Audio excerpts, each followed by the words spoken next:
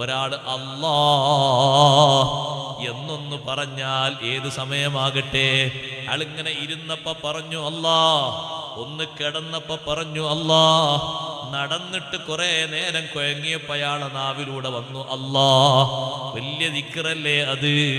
അതുകൊണ്ടല്ലേ അഷ്റഫുൽ ഖൽഖ് സ്വല്ലല്ലാഹു അലൈഹി വസല്ലമ തങ്ങൾ നാളെ മഹ്ശറിൽ വരുന്ന ഒരാളെ സംബന്ധിച്ച് തങ്ങൾ പറഞ്ഞു, മഹ്ശറിൽ വന്നിട്ട് മീസാൻ ഇങ്ങനെ തൂക്കുന്ന നേരത്ത് ഒരാളെ ഹസനാത്തിന്റെ തട്ട് വളരെ കുറവായി കാണുന്നു.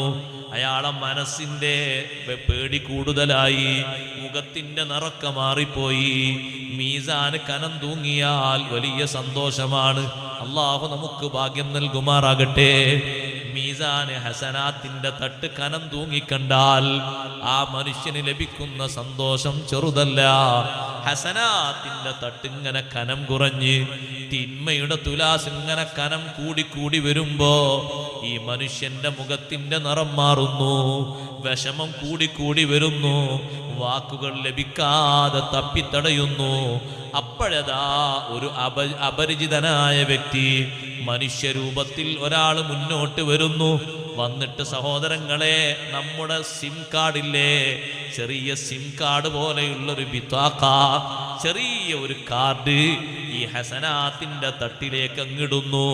ഹസനാത്തിന്റെ തട്ടിലേക്ക് ഇടുമ്പോ നന്മയുടെ തുലാസ് ഇങ്ങനെ കനം തൂങ്ങി മേലോട്ട് വന്ന് തിന്മയുടെ തുലാസ് കനം കുറഞ്ഞു പോയപ്പോ ഹസനാത്തിന്റെ തട്ട് പൊങ്ങി വന്നപ്പോ ഈ മനുഷ്യന്റെ മനസ്സിൽ വല്ലാത്ത സന്തോഷവും കുളിരും വന്നു.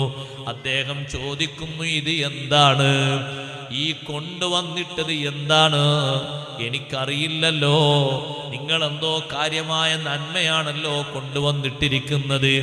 കൊണ്ടുവന്നിട്ടാണ് പറയുന്നത്, ഞാൻ അള്ളാഹുവിൻ്റെ ഒരു മലക്കാണ്. എന്ത് മലക്ക് എന്നറിയോ?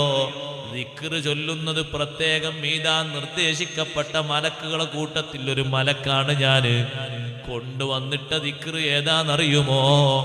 രോഗഗ്രസ്തരായി നിന്റെ വീട്ടിൽ കുറെ കാലം നീ കിടന്നപ്പോ വേദന കൊണ്ട് ചെരിഞ്ഞും മറിഞ്ഞും കിടക്കുമ്പോ നിന്നെ താങ്ങി പിടിച്ച് വെള്ളം തരാൻ വേണ്ടി, ഭക്ഷണം വാരിക്കോരി തരാൻ വേണ്ടി, വണ്ടിയിലേക്ക് ട്രീറ്റ്മെന്റിന് കൊണ്ടുപോകാൻ വേണ്ടി വെക്കുമ്പോ നിന്നെ അതാ ഒന്ന് പൊക്കിയെടുത്തിട്ട് പുറത്തേക്ക് കൊണ്ടുപോയി ഒന്ന് കാറ്റ് കൊള്ളാൻ വേണ്ടി ചാരിയിരുത്തുമ്പോ എല്ലാ ഘട്ടങ്ങളിലും വേദന സഹിച്ചുകൊണ്ട് നിന്റെ നാവിലൂടെ വന്നൊരു ദിക്റുണ്ട്, അല്ലാഹ്